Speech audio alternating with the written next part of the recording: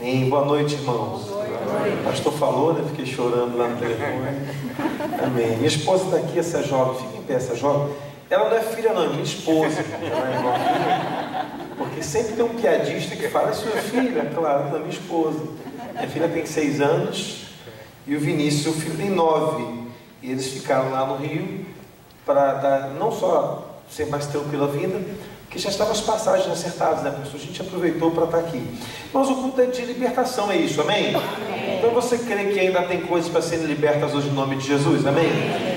Abre comigo Juízes capítulo 6. E eu estou com um tema que inimigos da promessa, é isso mesmo, amém? Você está lutando contra os inimigos da promessa há tantas semanas aí, e você não vai se livrar de todos enquanto passar por todos os inimigos. O grande segredo da batalha espiritual é que a gente consiga concluir. Oi?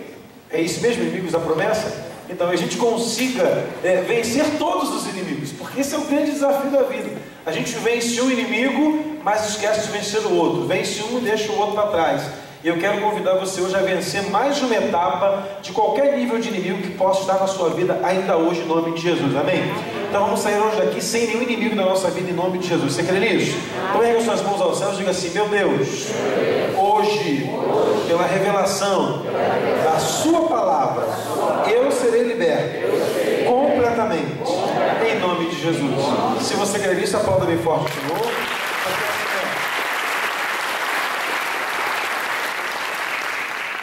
Juízes capítulo 6, de 11 a 16. Eu queria ler para você um texto muito conhecido, creio de todos aqui.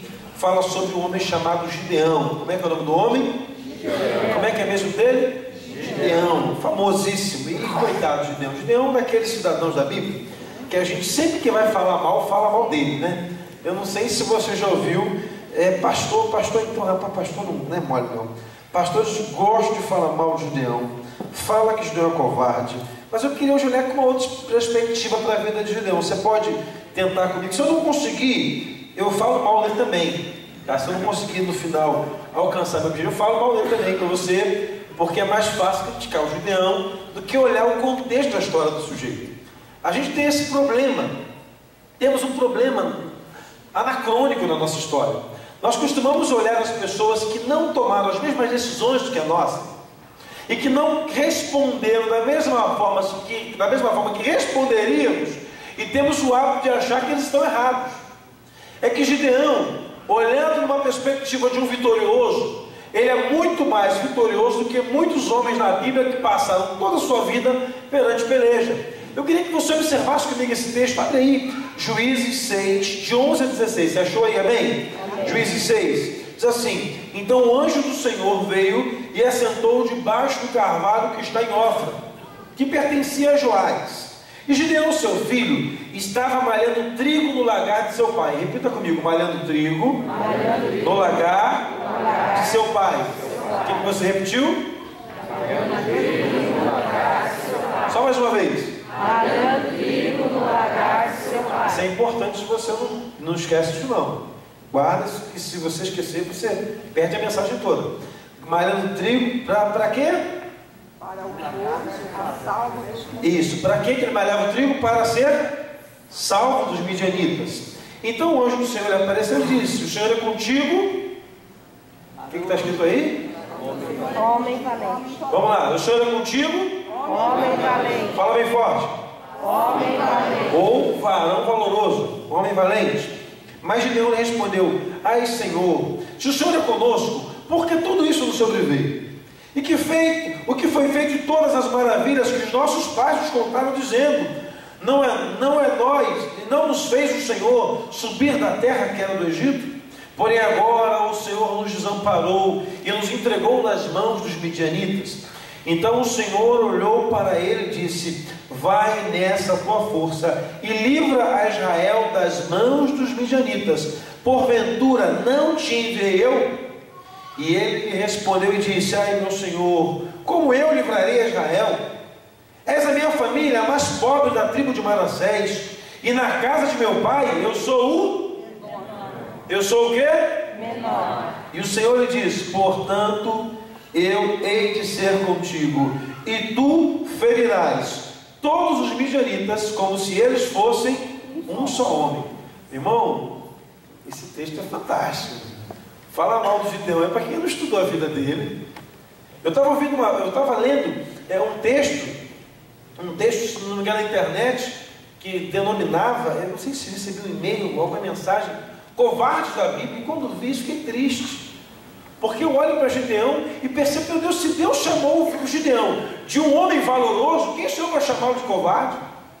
Se o próprio enviado de Deus, o próprio Senhor, e a gente vai entender isso daqui a pouco, chegou a ele, chamou de varão valoroso e disse que ele seria o libertador de Israel, meu Deus, que covardia é essa? Eu acho que está faltando covardes igual a ele então, que sozinho consegue vencer, sozinho, por uma expectativa divina, consegue vencer todos os inimigos, todo o exército, como se fossem um só homem. Vamos tentar entender esse texto? Para a gente poder entrar na libertação e vencer os inimigos da promessa nessa noite. Vamos tentar entender. Se tem papel e caneta, fica atento aí. Primeira coisa, irmãos, os midianitas eram inimigos que, vez em quando, vinham contra os israelitas, vinham contra Israel. Eles não eram aqueles inimigos clássicos, não eram como os filisteus.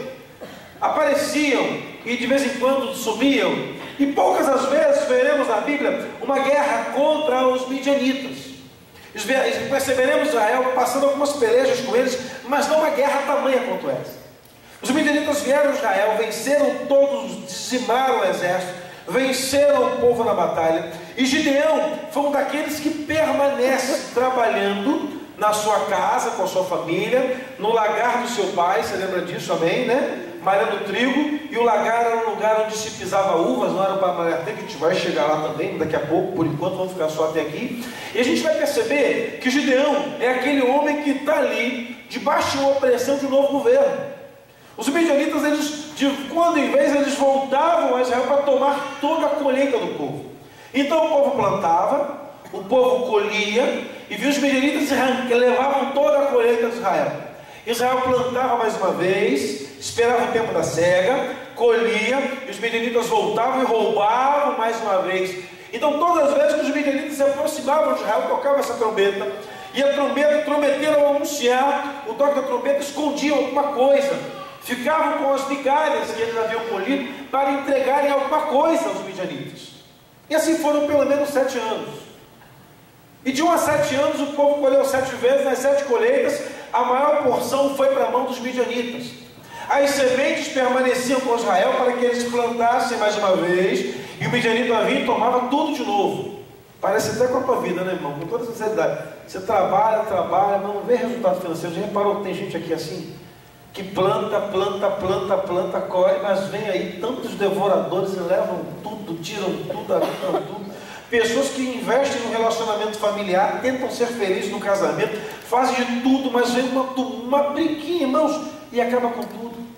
Eu estive acompanhando um casal lá na igreja, que fizeram um curso Casados para Sempre. Irmãos, eu não fiz o curso ainda, quero ver que seja uma bênção, porque o tema sujeito e proposto é maravilhoso.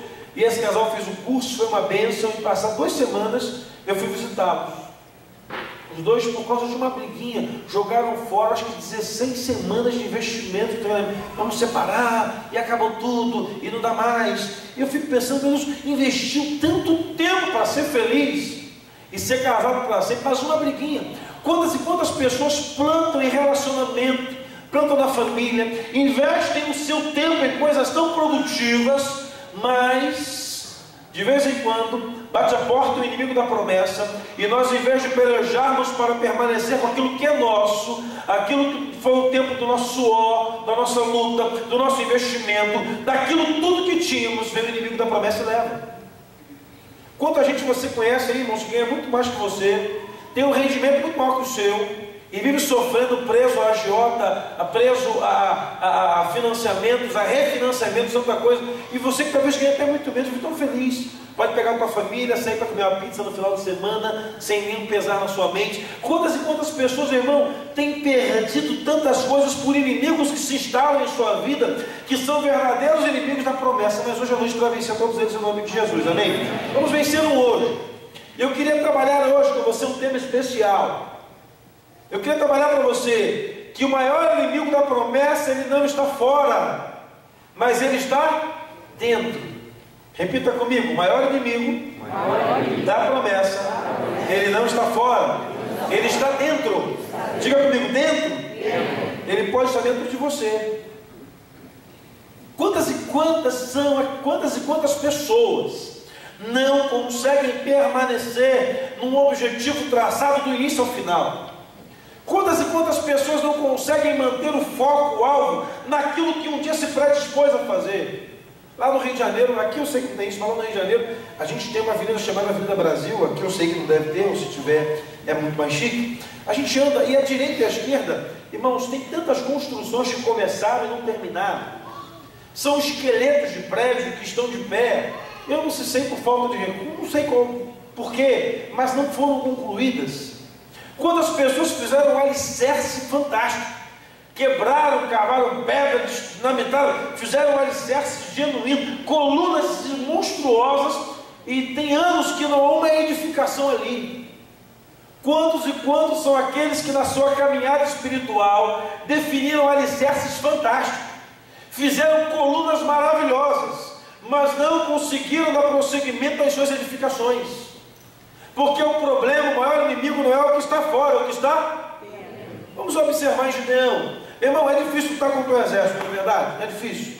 Você teria coragem de sair daqui hoje, pastor, eu vou sair daqui hoje, e lutar contra o exército lá fora sozinho? Eu creio que não. Mas como uma pessoa só dá para lutar sozinho? De repente, como uma pessoa só você consegue? Só você e uma pessoa precisou lutar sozinho com ele. Não é o Anderson Silva não, nem o Maguila, o outro, alguém menos. Não dá para lutar com um só?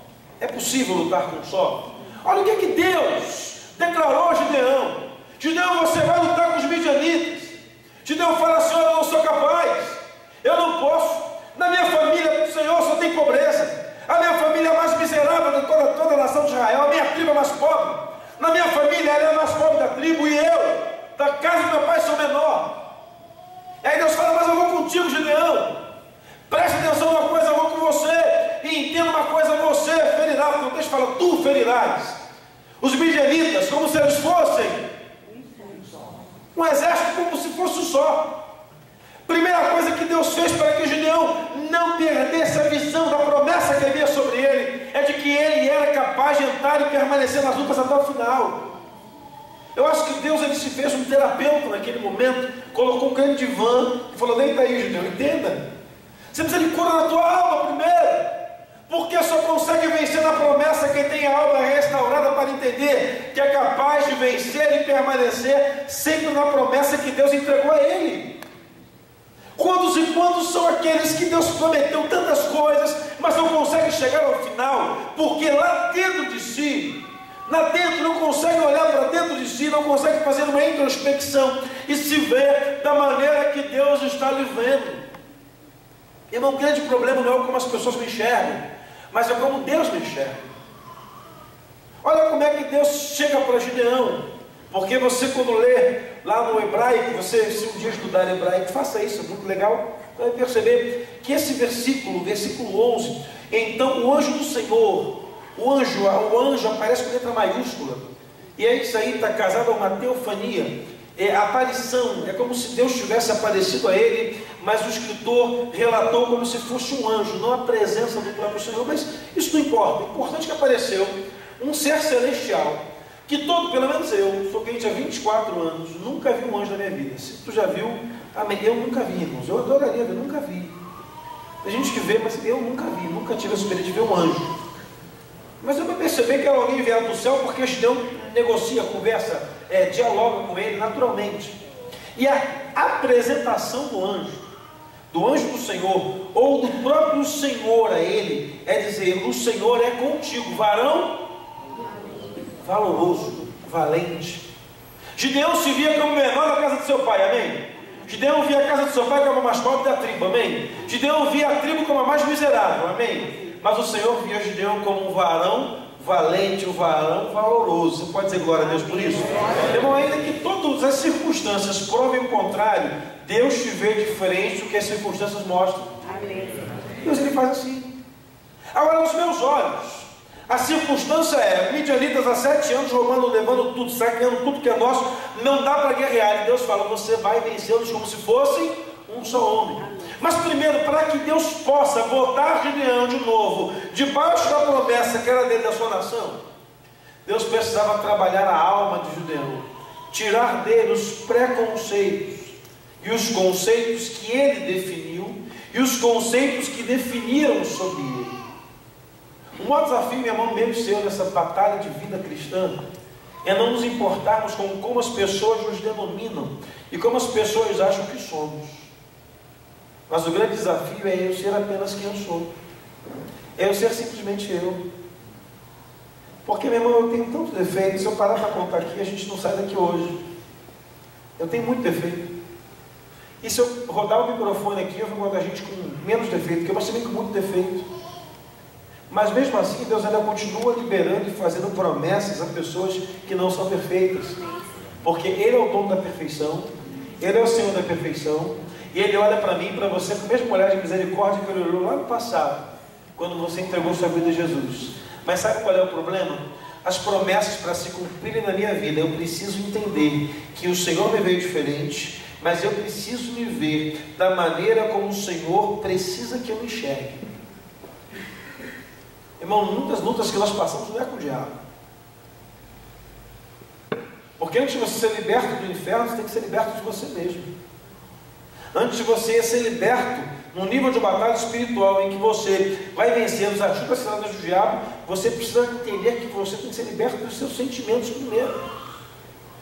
Gideão está sendo levantado para libertar, porque irmão, Gideão era nesse momento separador de trigo. Ele separava o trigo bom do trigo ruim, tirava o trigo dos seus cachos, colocava aquilo que não servia para queimar, aproveitava as sementes. Outrora ele pegava as uvas e pisava e transformava-as em vinho no lagar do seu pai. Só que agora Deus está falando assim: Gideão, esquece o trigo, esquece as uvas, e você vai ser comandante de um exército. Você está entendendo como é que funciona isso? Não está no texto, mas está no texto da frente. Deus manda Gideão levantar um exército. Você lembra da história? Ele chamou 32 mil homens.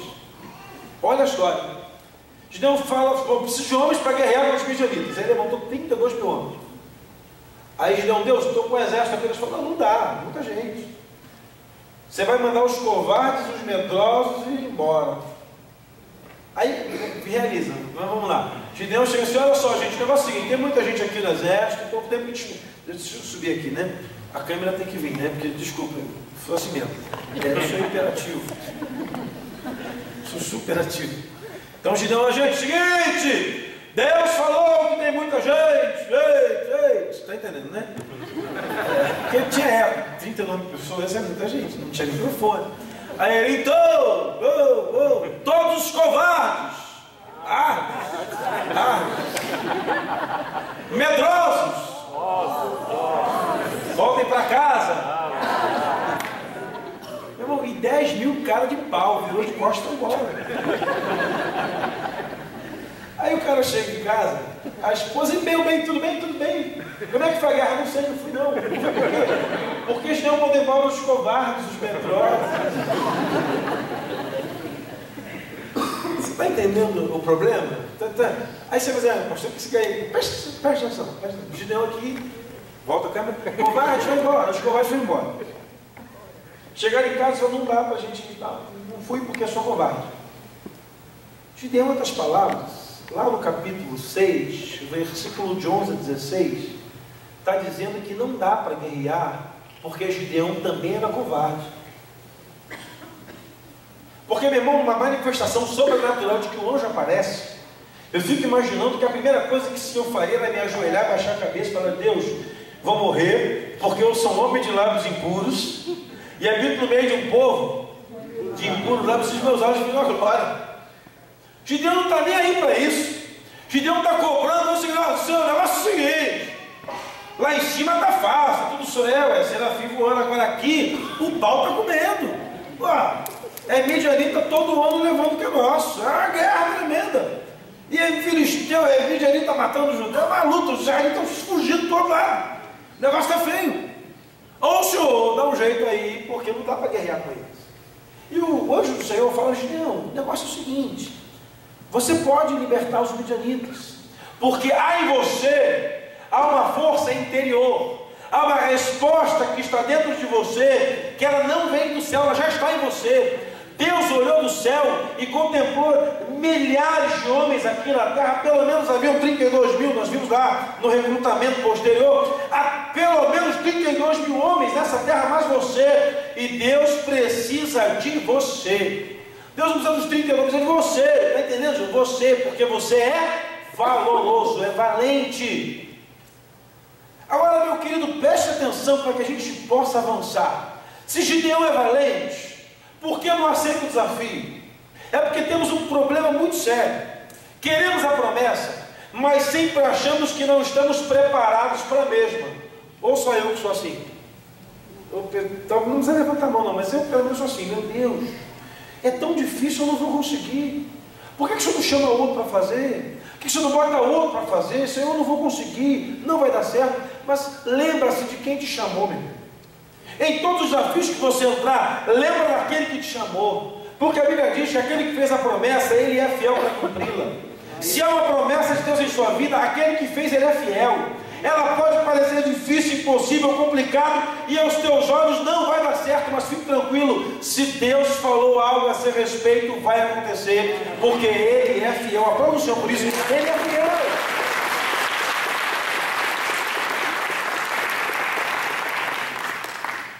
Agora, como Deus vai usar Gideão para fazer a diferença? Como Deus faz Gideão para usá-lo, para que ele faça a diferença? Deus olha para Gideão de uma maneira diferente de que toda uma nação. Irmão, ninguém conhecia Gideão. A tribo dele era uma daquelas tribos desprivilegiadas. A casa dele era uma casa pobre. E ele era o menor da casa. E você vai entender o porquê que ele fala isso. Mas eu quero dizer para você uma coisa bem interessante, que eu percebo em Gideão, que Deus percebeu em Gideão, você tem que passar a perceber. Todos fugiram. Quando os midianitas tomaram Israel, todos fugiram. Todos os homens fugiram, mas Gideão permaneceu no seu propósito. Gideão, ele continuou malhando trigo, ele separava porque os midianitas viam pelo trigo, viam pelo trigo. Enquanto todos escondiam o trigo, Gideão estava ali no lagar, mexendo no trigo, separando o trigo dele, tirando a parte que era dele, tocava a trombeta, corre todo mundo, corre Gideão. Eu não vou correr. Eu não vou correr. Por quê? Porque se eu vou eu entendo que se houve um Deus no passado, essa é a reclamação dele com Deus, ele vai ser mesmo no presente, e ele vai me sustentar da mesma maneira que sustentou os pais do passado. Ele está reclamando por isso. Ele está reivindicando: Senhor, cadê o Deus que lá no passado tirou o povo do Egito, que era muito maior do que os midianitas? Cadê o Deus que teve poder para libertar o povo, fazer sobrenatural? Cadê ele? Estava de frente de Gideão, dizendo para ele: Gideão, você tem valor. Estava de frente a ele. O problema é que nós não conseguimos ver aquilo que está na frente dos nossos olhos quando mantemos o foco no inimigo da promessa. Já percebeu que o problema bate na tua vida? Você fica desesperado, você não consegue mais perceber que você ainda serve um Deus do impossível, e a Bíblia declara que tudo aquilo que é impossível ao homem é possível a Deus. Já percebeu que toda vez que você tem um problema, você tira o foco da promessa, do propósito, do projeto, e você permanece com os olhos fitos na dificuldade? Somos assim. O que faz Gideão ser valoroso é que, se todos estão fugindo dos seus erros e medos, a Bíblia vai nos mostrar que os homens fugiram, mas a história de Israel nos ensina que os homens se escondiam nas catacumbas, eles iam para o cemitério se fazerem de morto, para não terem que trabalhar com os midianitas. Quando os midianitas viam, todo Israel fugia para o cemitério, mas Gideão permanecia no lagar. Ele sabia que alguma coisa algum dia iria acontecer. Ele estava reclamando com Deus. Aquilo que estava dentro dele, aquilo que era uma revolta, se torna favorável a ele, porque mesmo ele estando chateado, porque Deus não agiu ainda, ele tinha uma convicção, eu tenho certeza disso, uma convicção de que se Deus agiu no passado, ele também pode agir agora no presente. Meu irmão, olha para o teu passado e veja quantas coisas Deus já fez. Não vai ser essa dificuldade que você está hoje que você não vai conseguir vencê-la. É que a dificuldade atual é sempre maior do que a passada. A dificuldade atual é sempre maior do que a anterior. Porque temos o hábito muito negativo de acharmos que o nosso presente, ele vai ser decisório e conclusivo nos momentos complicados que estamos passando. Mas passe a entender: o meu Deus, o seu Deus é o Deus do futuro. Ele te coloca hoje na luta, na prova, na dificuldade, para que amanhã você não só tenha testemunho para dar, mas para ajudar muitos e muitos outros, porque Ele é fiel.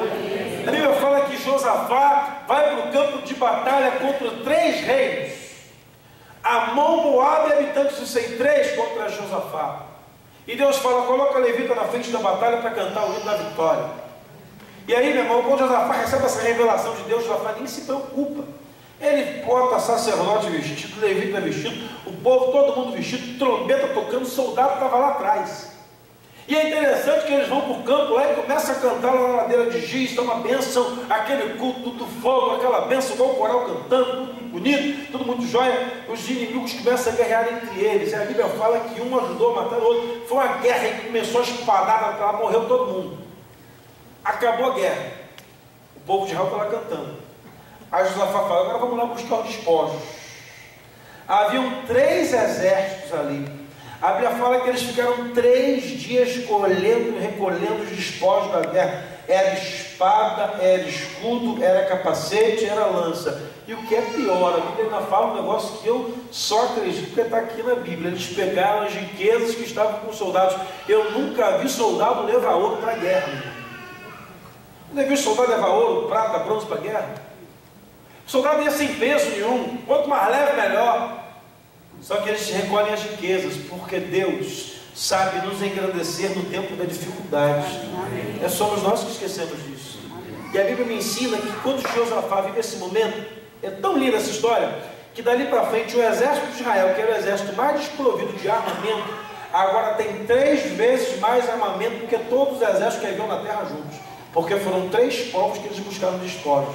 Deus vai dar as armas certas para você quando você entrar na peleja sem medo, declarando que só o Senhor é Deus, só o Senhor é Deus e que Ele é fiel. Glorifica o nome dEle por isso, porque Ele tem poder para te dar vitória de qualquer luta que você está.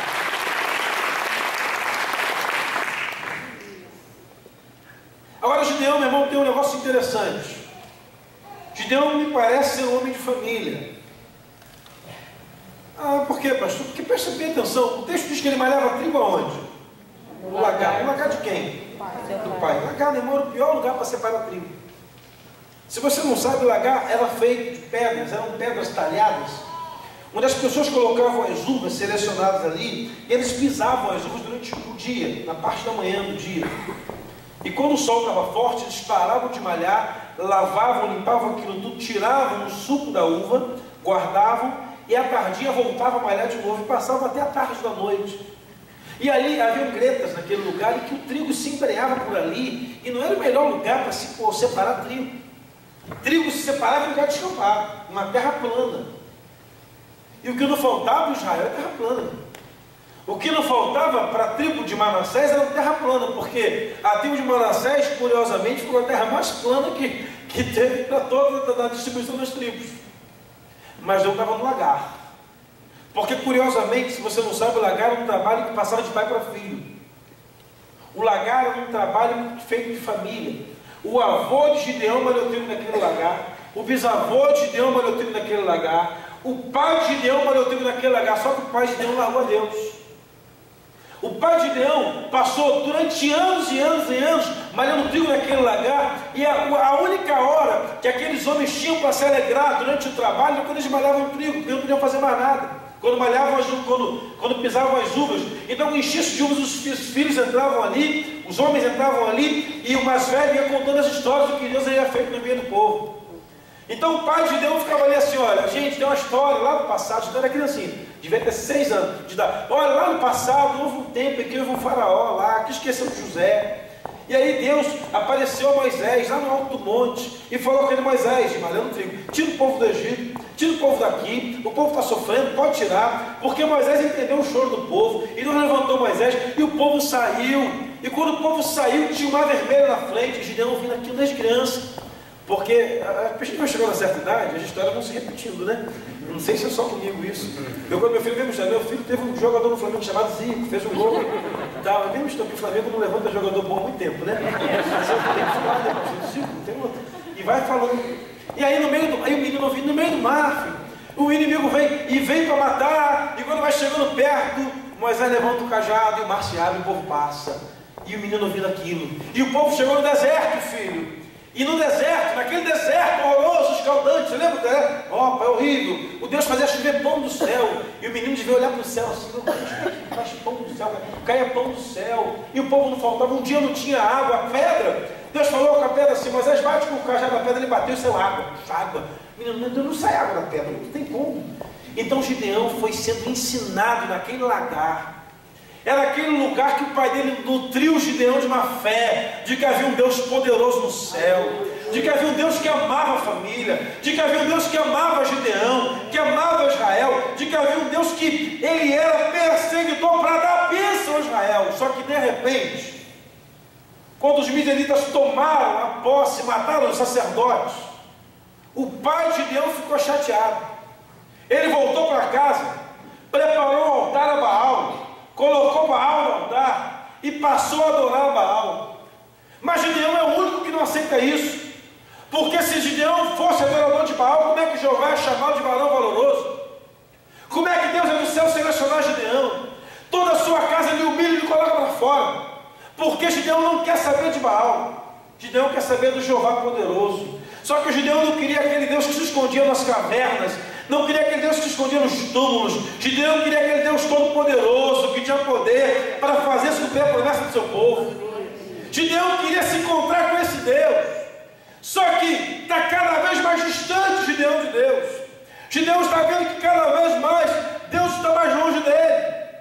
E quando Gideão tem a oportunidade de falar, ele fala mesmo. Mas cadê então Deus? Cadê o Deus que os nossos pais nos contaram? Foi nesse lagar aqui que o Senhor, meu pai, me ensinou essa história. Foi pisando as uvas aqui que o meu pai me falou de coisas maravilhosas que o Senhor fez. Fala no versículo 13. Mas Deus disse: ah, Senhor meu, se o Senhor é conosco. Na verdade, Deus falou que era com ele. Presta atenção. Deus falou: eu sou contigo. Aí Gideão transmite à família: se o Senhor é conosco mesmo, conosco, Israel, cadê aqueles feitos, as suas maravilhas que nossos pais contaram? Que o Deus que nos fez sair do Egito, porém agora, esse mesmo Deus nos abandonou, nos chutou, esqueceu de nós, está nem aí, está preocupado em construir de repente vida lá em Marte, mas não está nem aí para a gente. Eu não sei você, mas existiam outros homens de Deus que passaram por isso. Davi, por exemplo, no Salmo 22, dá uma desabafada: Deus meu, por que o Senhor me desamparou? Por quê? Asaf, no Salmo 73, fala: Senhor, não estou entendendo, está sendo melhor a vida do ímpio do que a do santo. O povo diz no período de Malaquias: Senhor, não está valendo a pena dar mais dízimo, porque o outro povo tem mais do que nós. As cortinas do templo do outro Deus é mais poderosa do que a do nosso Deus. Gideão está vendo esse momento, nessa crise, de olhar para a circunstância, mas não olhar para o dono da promessa. Sabe o que, meu irmão, tem travado muita gente, talvez você e a mim também, muitas vezes, é que em vez de permanecermos com os nossos olhos no Senhor, como declarou Jó, eu pensei que meu Redentor vive, estamos olhando para todas as dificuldades que estão à nossa volta. Enquanto você olha para a dificuldade, meu irmão, você vai continuar vendo o midianita cada vez maior, cada vez mais soldado contra você. Mas quando você pula os seus olhos para olhar para o Senhor, você vai perceber que os inimigos são apenas um, e serão todos vencidos, não só na espada, porque não precisou de espada, serão vencidos pela palavra do Todo-Poderoso de Deus. Porque a vitória, eu queria poder falar, mas não dá para falar tudo, porque a vitória foi um negócio louco, depois você lê em casa. Pega o canto, vamos jogar água nele, senhor? Não, bota as tochas, vai queimar os meninos. Não, fica calmo. Tem todo um processo. E gostaria de poder falar isso, porque não dá tempo. O lagar envolveu a família. Eu fico imaginando que o Gideão ia para aquele lugar, porque aquele lugar chamado lagar, devia ser o único lugar na vida de Gideão que trazia a ele ainda esperança de permanecer na fé do Senhor. Sabe qual é o maior desafio das nossas vidas? É conseguir trazer à memória aquilo que nos dá esperança. E a nossa memória está cheia de coisa ruim, cheia de porcaria, cheia de pessoas que não deram certo, que fracassaram, que não aconteceu, que Deus não liberou aquilo que eles esperavam. Mas quando você aprende a botar na sua memória aquilo que traz esperança, não há nenhum inimigo que permaneça na sua vida, porque você se torna maior, porque maior é o que está em nós do que aquele que está em todo mundo. Os inimigos da promessa permanecerão sempre atrás de você. Eles não vão sair, se você não entender que a saída não está em Deus, está em você. Porque o nosso Deus, Hebreus capítulo 11 diz que Ele é mesmo ontem, Ele é mesmo hoje, e Ele será o mesmo eternamente. Porque problema, curiosamente, já reparou que problema passa, irmão? Já reparou que luta passa? Já reparou que dificuldade passa? Já reparou que até uva passa, irmão? Uva passa. Tudo passa, tudo nessa vida passa. É que nós fazemos as dificuldades serem permanentes. Ai meu Deus, tem aquele problema para resolver, Senhor, meu Deus, enquanto você não coloca na sua memória aquilo que te traz esperança, você vai permanecer a vida inteira olhando para os inimigos e achando que Deus esqueceu. Mas passe a olhar para o Senhor, passe a adorar o Senhor, faça como Josafá e todo Israel, comece a cantar ao Senhor, antes mesmo do que a vitória seja decretada em sua vida. Comece a cantar, porque você sabe que não há Deus como o nosso Deus, não há Deus igual ao nosso Deus, não há Deus maior que o nosso Deus. A Bíblia diz que Ele habita no meio dos louvores. Então quanto mais você louva, mais você canta, mais você adora, mais próximo de mim, mais próximo dele eu estou, e automaticamente mais próximo de mim ele está, e mais perto se torna o dia da promessa se cumprir, e os inimigos começam a bater em retirada, porque o inimigo não suporta crente que adora a Deus no meio da dificuldade. Você quer um exemplo? Vou te dar só mais um, porque a hora está passando. Paulo e Silas estão em que lugar, meu irmão? Na cadeia. E aí você vai lá, pastor, na cadeia, né? Está em Bangu 1. Bangu 1 tem cela especial, ar-condicionado, tem celular, tem internet, come lá camarão, VG. Tudo bem, isso é em Bangu 1. Porque em outras também. Não liga, manda tráfego, manda fax, manda e-mail, tranquilo. Mas lá onde estava Paulo e Silas, tomaram uma surra, açoitados, apanharam, chicote, perderam a roupa toda, tudo apanhado. Foram colocados com os seus pés presos a um tronco, deitados no chão, não prenderam as mãos, prenderam os pés. Então eles estavam com as costas no chão, cheio de vergonha, cheio de marcas, cheio de cortes nas costas pelos azorrados, deitados. E a Bíblia fala que eles estavam no cárcere interior. Você está lembrado disso? Não, nem eu. Eu só estava depois que eu li o texto. Estavam no cárcere interior. Eu curioso, por que cárcere interior? Para mim só tinha um cárcere. Tinha um cárcere interior, porque o cárcere não era como hoje, né? Eram cavernas e cavavam na parte mais funda para que jogassem lá urina, fezes, o vômito, o cadáver do defunto, do prisioneiro ia para lá. Tudo de ruim caía lá naquele cárcere, tudo de ruim caía lá. Fezes, urina, aquele cheiro devia ser insuportável. Colocados os dois lá, deitados de perna para o alto, prisioneiro, arrebentados os dois, e todo lugar escuro, não tinha nada de bom, ele só tinha os dois. A Bíblia diz que o que eles faziam meia-noite? Oravam e cantavam. Ficaram ali, meu irmão, de meia-noite, faltava fezes, a urina, gente morta naquele ambiente, porque jogavam ali. E de vez em quando alguém ia lá e dava uma limpezinha, mas quando eu jogar a urina, varriam para lá, os pobres presos empurravam para lá. Estavam lá os dois, no cárcere interior, no pior lugar da cadeia, porque o inimigo quer fazer isso com você e comigo, nos colocar nas piores condições possíveis, para que a gente reclame de Deus. Mas Paulo e Silas estão cantando lá, louvores ao Senhor, te louvarei, não importam as circunstâncias. Imagina, adorarei somente a ti, Jesus. Lembra disso? Te louvarei. Conhece esse cântico? Não importam as circunstâncias. Imagina, acha que dava ficar calado no lugar desse? Os caras apanharam por causa da palavra, apanharam por causa do nome de Jesus, como não pode, cada um cantando, faz alguma coisa, gravava no terremoto, irmão. E o terremoto é um negócio tão esquisito, porque terremoto deu diferente, né? Para a direção, do tremendo, quebrou tudo. Todas as cadeias foram soltas, todos os prisioneiros foram soltos. Você está lá no texto, vai lá ler, todo mundo solto. E aí o carcereiro pede, me dá luz, alguém dá luz para o carcereiro. O carcereiro ilumina e pensa, meu Deus, fugiram os presos. Ele puxa a espada para se matar. Eu fico imaginando aquele carcereiro recebendo Paulo e Silas para colocá-los na prisão. Como a polícia pega o bandido para colocar no camburão. Por favor, seu humilhante, adentre a viatura, por gentileza. Assente-se aqui no acolchoado, com ar-condicionado. Você quer uma água? Marginal, ou melhor, humilhante. Você quer uma água, um suco? Uma Coca-Cola Light, 0, por favor. Pudim de leite condensado. Irmão, imagino que o cara deve ter baixado o pau nos dois. Vai lá, seu vagabundo, vem pra lá, seu safado, canalha, você não fica aí. O cara puxa os pés para se matar. E sabe o que Paulo fala para ele? Não se mate. Estamos todos aqui. Para agora e vem para o século XXI. Terremoto na penitenciária aqui na cidade. Fica algum preso lá? Faz um terremoto na cadeia aí. Vê se fica alguém, meu irmão. Terremoto, abriu tudo. Alguém, meu irmão, eu não quero crer que Fernandinho Beiramar vai ficar. Deus não mandou um terremoto para libertar preso. E curiosamente, nem para libertar Paulo e Silas. Porque aquele homem estava dormindo. O único homem que não podia dormir no cárcere era o carcereiro. Ele estava dormindo. Ele acordou com um terremoto. E quando ele acorda, ele resolve se matar. E Paulo não se mate. Estamos aqui. E aquele homem faz apelo para ele mesmo. Como é que eu faço para eu ser salvo? Eu nunca vi isso. Eu vou te falar que eu sou crente há 25 anos. Eu nunca vi ninguém fazer apelo para si próprio. Tá vendo? Como é que eu faço para eu ser salvo? Não, peraí que eu vou te pregar uma mensagem que nem precisou.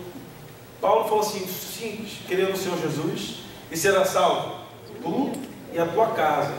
Naquela noite, Paulo vai para a casa daquele homem, selam e limpam as feridas dele, ele janta, tem ceia, batiza o homem, batiza a mulher, batiza os filhos, batiza a sogra, o cunhado, batiza a casa toda. De manhã Paulo vai no juizado, você está liberado, não tem nenhuma condenação, pode ir embora. Tem terremotos na sua vida que Deus vai mandar muitas vezes, num momento difícil. Não é para que você seja somente liberto, mas é para você libertar quem verdadeiramente está preso. Aleluia. O seu testemunho é para libertar quem está preso. Porque Paulo e Silas estavam na cadeia, mas eles estavam soltos, livres, libertos pelo sangue de Jesus. Mas aquele carcereiro tinha emprego, bem empregado por sinal, diga-se de passagem, já em fim de carreira, porque carcereiro eram os que estavam para se aposentar do exército romano. Fim de carreira. Aquele homem estava prisioneiro a tantas coisas. Estava prisioneiro aos deuses de Roma. Estava prisioneiro às magias romanas. Mas aquele homem agora está salvo, ele, a casa dele, a família dele. Foram as pancadas que Paulo e Silas levaram, foi o fedor do cárcere interior, o terremoto do Senhor, foram as cadeias soltas.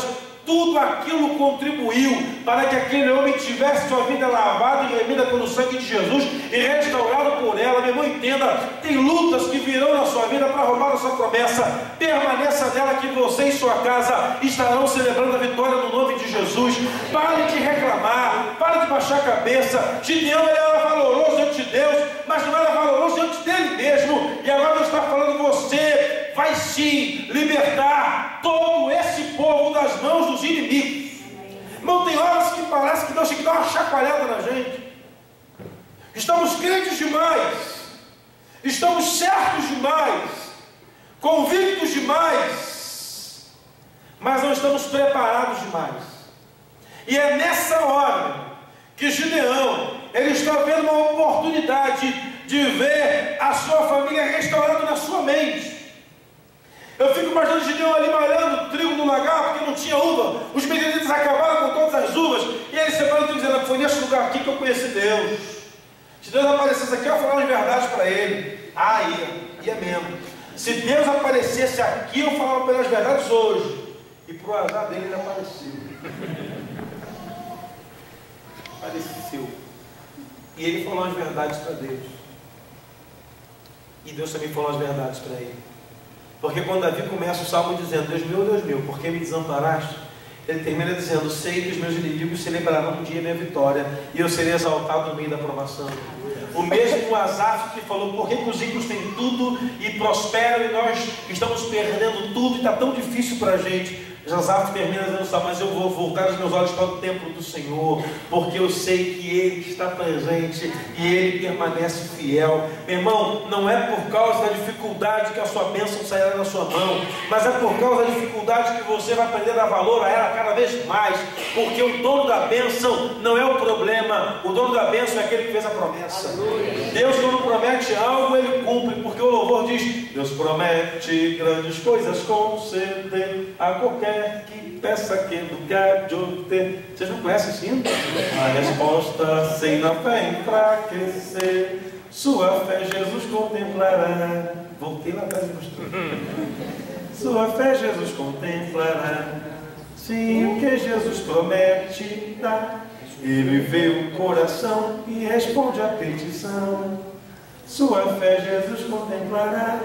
Você é lindo. E o louvor ainda continua: se creiamos do que Deus nos prometeu, pois jamais desonrará o nome seu. Ele cumprirá promessas que nos deu. Jesus Cristo a fé contemplará. É a fé. Gideão está restaurando a sua fé. Sabe por quê, meu irmão? Porque é nessa hora que a gente fala, bota para fora o que está nos amarrando, é que já vai falar assim: que eu quero. Porque a Bíblia diz que tem um coração contrito, Deus não despreza. É que a gente, quando está no problema, a gente fica cheio de dedo para orar. Não dá umas gritadas lá, tranca, Senhor, o negócio é o seguinte: estou revoltado, mas eu te amo assim mesmo. É assim. Faça-se sincero para Deus. Eu preguei uma palavra na igreja: a oração sincera é que Deus responde. Nossa, irmãos, o que teve de resposta na igreja, mas também o que teve de gente, pastor, eu falei para Deus os negócios que estavam lá dentro, mas não tinha parar de falar. Como se Deus não estivesse vendo. Eu tenho 2 filhos lá em casa, Vinícius e Vanessa, 2 joias raras. Quando a Vanessa, ela tem a cara de bagunça. Sabe quando o filho vem, ele tu olha assim: tu fez besteira? Ou só eu que sei detectar isso? Quem tem filho pequeno sabe, né? Quando olha e fala assim: você fez besteira. O que você fez? Não, pai, nada. Aí você dá uma apertadinha, aí confessa tudo, né? A gente às vezes vai orar ao Senhor, vai separar tempo para buscar a Deus, em vez de falar o que está no coração, que está travando algo, que prende meu ser, falamos que Ele é formoso, que Ele é lindo. Você já sabe, que Ele é todo poderoso. Amém, já sabe, não vai mudar em nada que você está falando. Mas quando você fala a verdade, abre o teu coração contrito, Ele não despreza. Quando você busca de todo o seu coração, e buscar-me-eis e me achareis, quando me buscar de todo o vosso coração. E a palavra todo vem de plenitude, vem da amplitude. Há então algo que é pleno no nosso coração e aquilo que não é pleno. Então, se o texto fala que eu vou encontrar quando eu busco de todo o coração, é porque eu sou capaz de buscá-lo parcialmente. Mas o texto fala que só encontra quem busca ele de todo o coração. Você vai achar. Então hoje, essa semana, revitaliza a tua mente e perceba que quantas e quantas vezes aqueles que todos que abandonam a promessa, como eles terminam, mas você terminará vitorioso sobre qualquer empecilho que vier na sua vida, porque inimigo da promessa nunca será maior que a promessa. Só existe inimigo da promessa porque tem promessa. Só existe inimigo porque tem solução. Só existe problema porque há poder de Deus. É só por isso. Eu nem sei o que é criptonita, mas eu sei que ela existe porque tem um super-homem. Porque, meu irmão, foi preciso inventar toda a criptonita para dizer que o super-homem ficava fraco. Porque senão ele seria imbatível. Eu não sei onde compra, nem sei onde vende, nem sei onde fica. Mas eu sei que a criptonita existe.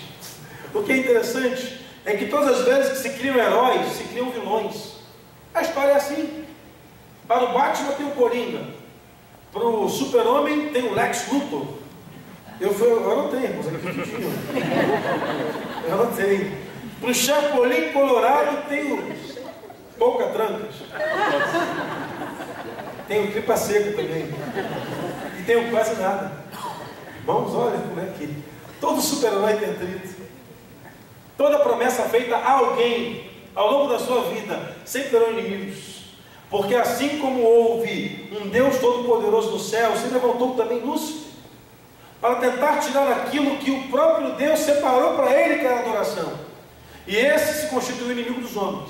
E a nossa Bíblia declara que a nossa luta não se tornou mais contra carne e sangue, mas passou a ser contra principados e potestades, dominadores desse mundo tenebroso nas regiões celestes. Então, lamento te informar, inimigo você vai ter a vida inteira, mas só será vitorioso aquele que permanece na promessa que Deus fez a ele. Permaneça então na promessa. Para todos os lados que Gideão olhava, percebia e via, não encontrava solução. Mas quando Gideão olhou para sua casa pobre, para sua família abandonada, para ninguém que estava ao lado dele, ele percebeu que havia um Deus que estava com ele desde o início. Você é valoroso, não desista, Gideão, eu sou contigo, eu irei com você. Irmão, que certeza de vitória é essa? Que Gideão sai dali, ele faz uma prova de que Deus está agindo, falando, Deus faz e prova para ele. Gideão sai dali, abandona a tribo, abandona a lagar, abandona tudo e vai recrutar um exército. Só Deus é capaz de pegar uma pessoa que nunca foi soldado e colocá-la em frente de batalha. Só Deus é capaz de pegar uma pessoa como eu, como você, que não tem capacidade humana alguma, e encher do Espírito Santo de poder para restaurar a vida de pessoas e famílias. Só Deus que tem capacidade de olhar para mim, que não presta coisa alguma nessa vida, e dizer, eu vou te usar de uma forma poderosa e sobrenatural, basta que você queira me permita. Só Deus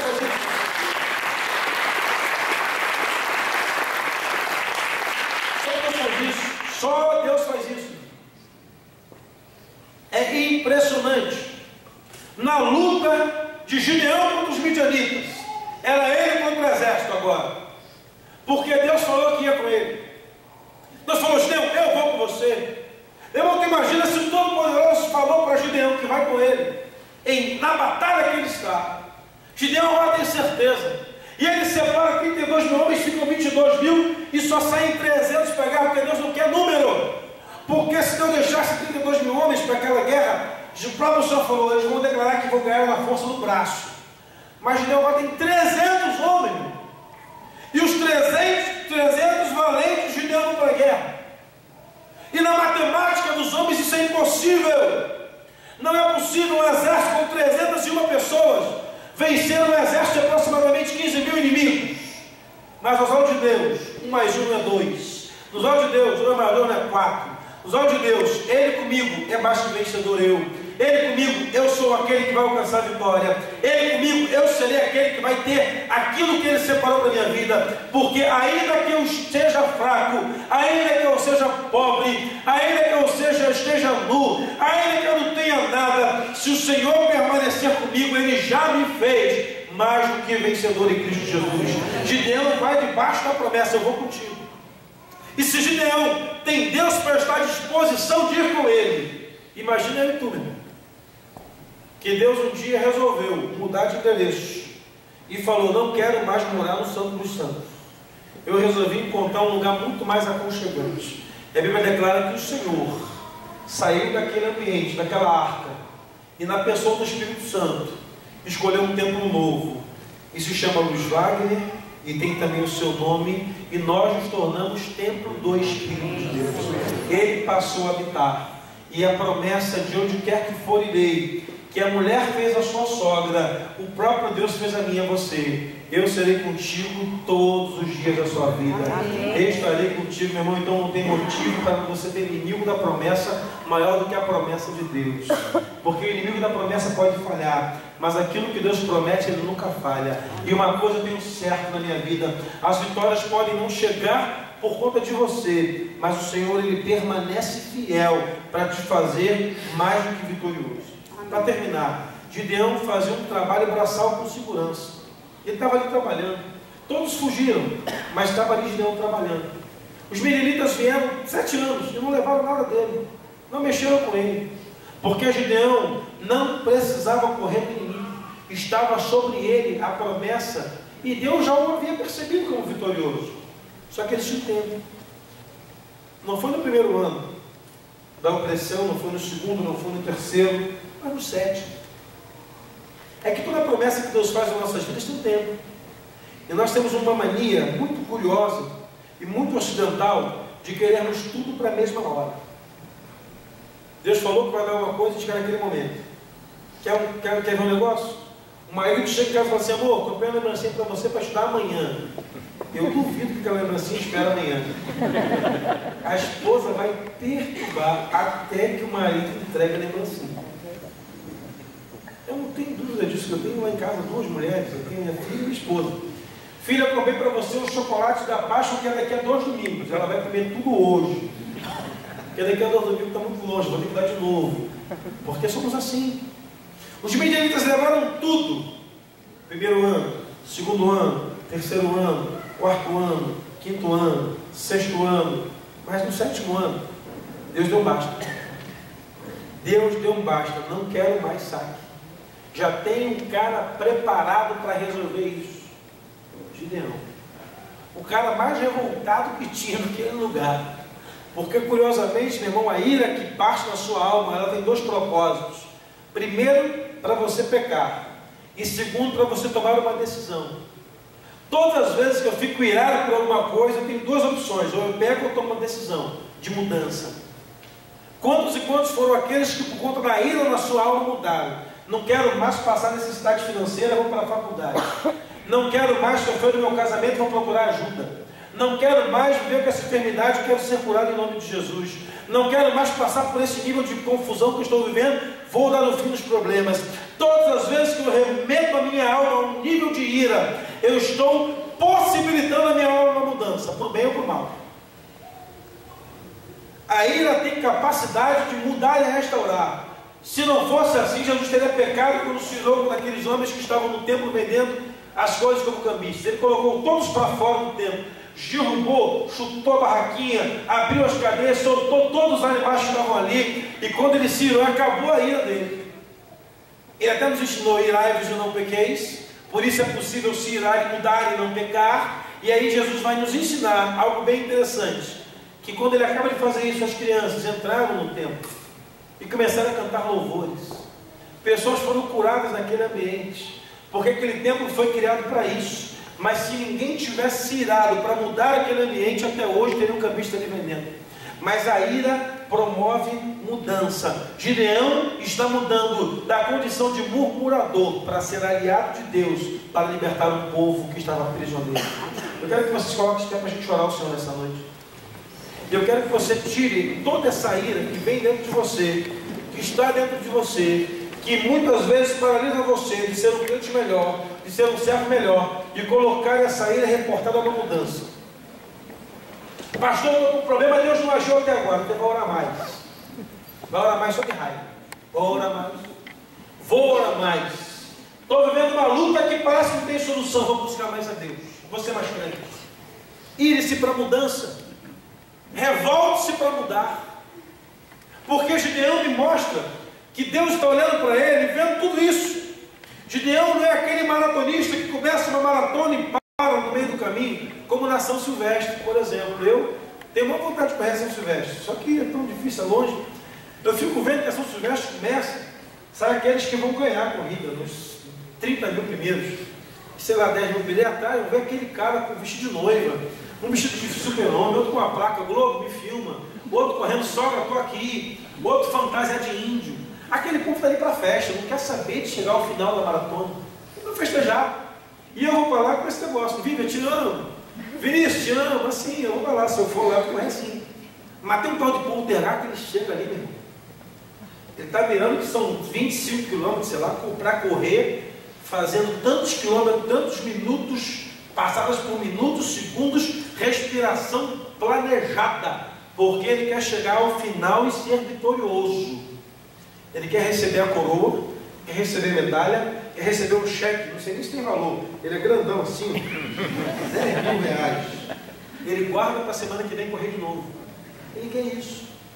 Na maratona da vida, tem milhares que começam a correr, mas param por conta dos inimigos da promessa. É esse povo. Estou na Globo, filma eu, estou aqui, fantasiado de crente. Oh, estou aqui, Senhor, estou aqui, mas qualquer luta eu vou para o mundo de novo. Fica tranquilo, Senhor, não conta comigo não. Está só correndo a maratona, só faz número. Mas vitorioso na promessa é aquele que corre. E não corre só em dificuldade de uma maratona, mas corre com barreiras. 100, 200, 400 e tantos metros forem necessários pular aquelas barreiras todas, porque ao final a Bíblia declara que aquele que é fiel até a morte, esse recebe uma coroa chamada coroa da vida. E eu estou buscando essa coroa, irmão, todos os dias, porque é na hora da luta que Deus olha para nós e fala assim: se você continuar fiel, a vitória está certinha, garantida. Permaneça fiel, querido, em nome de Jesus. Feche seus olhos, vamos orar ao Senhor. Gideão me ensina aqui que é na revolta que eu vou colocar para fora quem eu sou. Senhor, eu não aguento mais isso, porque no passado o Senhor agiu sobre esse povo e hoje nada. Porque o Senhor deu tanta vitória no passado e até agora nada, só dá medianita, Senhor. São 7 anos de miséria.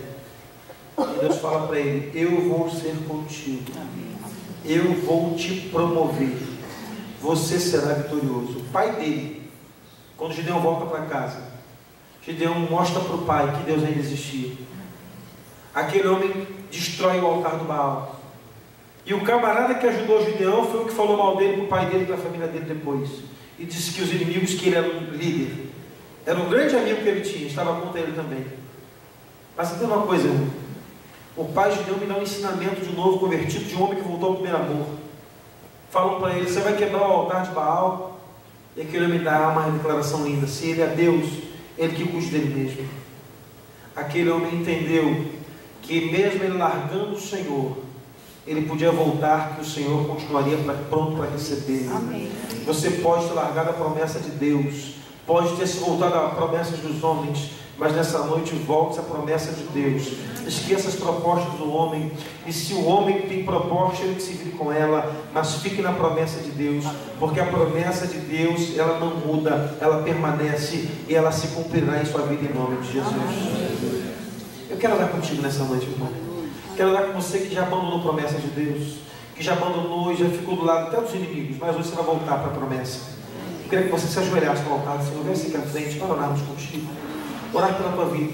Toda igreja de olhos fechados, e só você que tem deixado a promessa, tem carpete, se você puder ajoelhar aqui, ajoelhe, por favor, em nome de Jesus. Diga: Senhor, eu quero a promessa, porque a promessa que os homens fazem são muito lindas, mas a promessa de Deus, ela é imutável, ela é inviolável, inegociável, ela é maravilhosa. Se movimente no seu lugar e vem ao altar do Senhor, querido. Queremos orar contigo, queremos orar com você nessa noite. Gideão é esse homem que se revolta com as condições, mas ele entende que o Senhor vai usá-lo poderosamente. De covarde Deus não tem nada, porque um covarde não se reporta a Deus da maneira que ele se reportou. Ele foi sincero, verdadeiro e justo a dizer: Deus, eu não aguento mais perder para Midian. São 7 anos seguidos. E Deus fala: está joia, Gideão, pela tua revolta, ponto final no inimigo da promessa. Pai, no nome de Jesus, mas aqui pessoas no teu altar e na tua igreja, que estão talvez presos a uma circunstância e a uma situação que amarga a sua vida. Pai, o Senhor é fiel para fazer a promessa, e o inimigo, Pai, ele é astuto para criar as ciladas. A tua palavra nos ensina que temos que fugir das astutas ciladas do diabo. O inimigo coloca todo dia uma cilada nova para roubar a promessa que o Senhor nos fez. Um dia usou Israel, usou o Egito, usou o Filisteu, usou o Midianita, usou a Bonita, usou o Moabita, usou o Sírio. Pai, quantas vezes, Pai, o inimigo tentou roubar a promessa? Mas hoje, Pai, não lutamos contra a carne, lutamos contra principados e lutamos contra o nosso interior, Senhor. Porque a tua palavra nos ensina que o homem interior muitas vezes quer fazer uma coisa, mas o exterior faz outra. E o exterior quer fazer uma coisa, mas o interior faz outra. Aquilo que eu não quero fazer eu faço, mas aquilo que eu quero fazer eu não faço. Quantas vezes, Senhor? Mas aqui, Pai, no teu altar há pessoas que são valentes do Senhor, varões e varoas valorosos, Pai. Eu quero, Pai, clamar por eles agora em nome de Jesus. Pai, não serão as impossibilidades do inferno que roubarão as promessas dos teus filhos. Mas, Pai, nessa hora eu quero clamar em nome de Jesus, que a tua misericórdia, tua graça, teu favor, tua bondade possa, Pai, vir sobre cada um aqui nessa noite. Pai, eu não sei o que eles buscam, mas o Senhor sabe, conhece o som do coração. A Tua palavra, Pai, nos ensina que o Senhor é aquele que esquadrinha o nosso pensar, deitar e levantar, e ainda que estejamos longe de tudo, o Senhor ali coloca sobre nós a sua mão. Então hoje, Pai, ainda que nosso coração esteja longe do Senhor, coloca a tua mão sobre nós, Pai. E se a nossa cama estiver no céu, no abismo, Pai, o Senhor estará ali conosco, porque o Senhor nos toma com as asas da alva, Pai. Então nessa noite, por graça, bondade, favor, misericórdia, poder do céu, restaura a nossa mente, restaura a mente dos teus filhos e filhas nessa hora, para que possamos ter uma certeza de que o Senhor é conosco e de que o Deus de Jacó permanece sendo o nosso refúgio, no nome de Jesus. Dê um forte aplauso a Ele.